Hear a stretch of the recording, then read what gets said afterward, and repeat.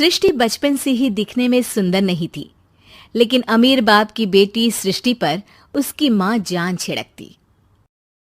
मेरी बेटी कितनी प्यारी है, भगवान सबको सृष्टि जैसी बेटी दे। सृष्टि धीरे धीरे बड़ी होती है। एक दिन सृष्टि की सहेली कहती है, तू दिखने में कितनी अजीब सी है, लेकिन मैं जानती हूँ हम सब में सबसे अच्छी शादी तो तेरी ही होगी। तेरे पापा अमीर जो हैं।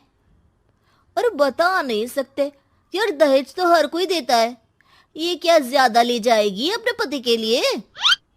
अरे बड़े शहर में कोठी है इसके पापा की। अरे पापा की है ना, कौन सी इसकी है? इसकी होती तब तो कोई भी लड़का इससे शादी कर लेता। अरे पापा की मतलब पापा की है तो मेरी ही है ना? किसने कहा? अब तेरी तो तब होगी ना जब तेरा भाई ना हो। वैसे भी शादी के बाद सारी प्रॉपर्टी भाई के नाम होती है। सृष्टि समझ जाती है कि उसे किसी भी हालत में माँ बाप की सारी प्रॉपर्टी को अपने नाम करना है, लेकिन कैसे?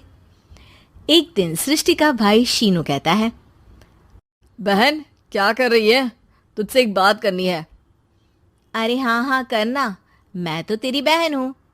बहन मेरी लाइफ में ना एक लड़की है, बहुत अच्छी है। मैं सोच रहा हूँ माँ और पापा से बात करूँ शादी के लिए। सृष्टि को समझ में आ जाता है कि भाई की शादी होते ही भाभी उसे एक दिन भी घर में बर्दाश्त नहीं करेगी।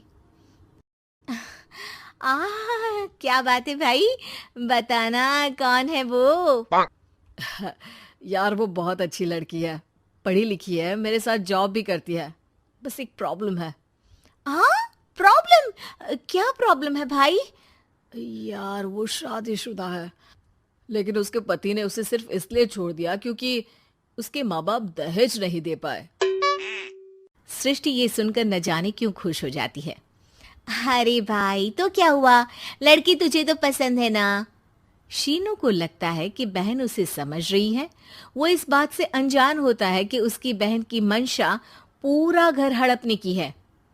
सृष्टि अपनी माँ से कहती है, मम्मी मुझे तो बहुत चिंता है, पता है शीनू क्या कर रहा है?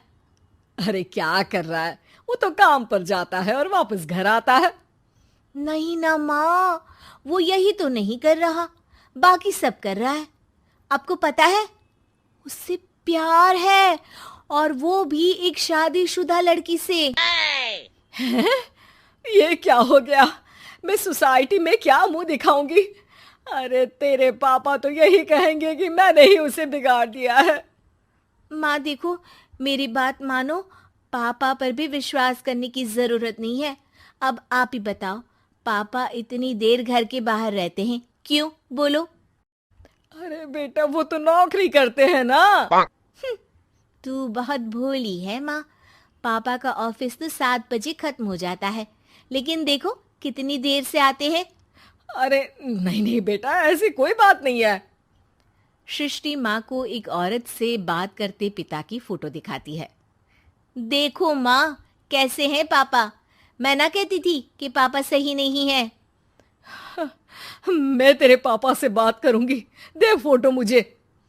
ओ माँ वो तो डिलीट हो गई। लेकिन चल, तूने तो देख लिया ना, पापा से बाद में बात कर लेना। और हाँ, मेरा नाम बिल्कुल मत लेना। हाँ माँ। अब क्या था, सृष्टि के माँ और पिता के बीच झगड़ा होना शुरू हो जाता है। सृष्टि के मन में क्या चल रहा था कोई नहीं जानता था।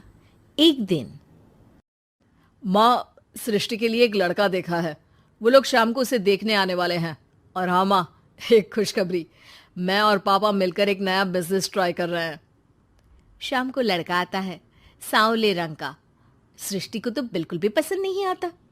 लड़की की माँ कहती है, लड़की का चेहरा तो कोई खास नहीं, लेकिन अगर मेरे बेटे को आप लोग सेटल कर दें तो मैं उसकी शादी आपकी बेटी से करवा दूं। सृष्टि को लड़का बिल्कुल पसंद नहीं था।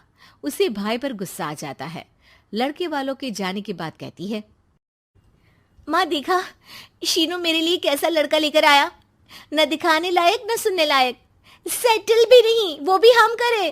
अरे माँ, मैं जानती हूँ ये मेरी शादी किसी भी घर में क्यों करवाना चाहता है। अरे कैसी बात कर रही है बहन?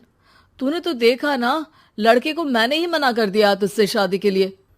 जिसने लड़का बताया था उसने उसकी बहुत तारीफ की थी। बात आई गई हो जाती है, लेकिन सृष्टि का मन शांत नहीं होता। क्या करूं, कुछ समझ में नहीं आ रहा।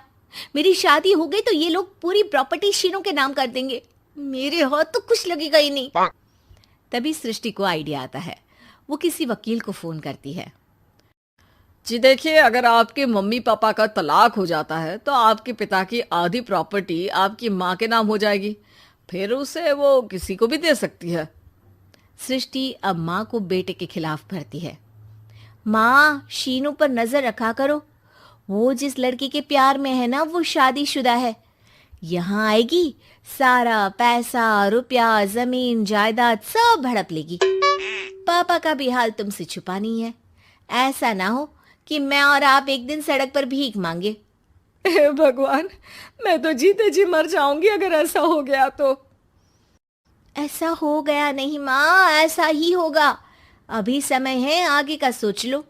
मैं तो कहती हूँ पापा से आधी प्रॉपर्टी लेकर अलग हो जाओ।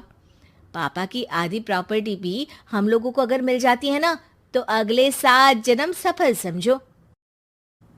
बेचारी माँ बेटी के कहने पर पति से तलाक लेकर अलग हो जाती है। सृष्टि अब पैसों से गाड़ी और अपने दूसरे महंगे शौक पूरे करने लगी। उसके दोस्त भी उसके पैसे इस्तेमाल करते। सृष्टि, कल तुम कहाँ थी?